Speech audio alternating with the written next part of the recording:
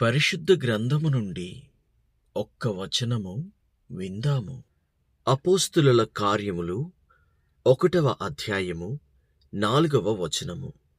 ఆయన వారిని కలుసుకొని ఈలాగు ఆజ్ఞాపించెను, మీరు యెరూషలేము నుండి వెళ్ళక నా వలన వినిన తండ్రి యొక్క వాగ్దానము కొరకు కనిపెట్టుడి.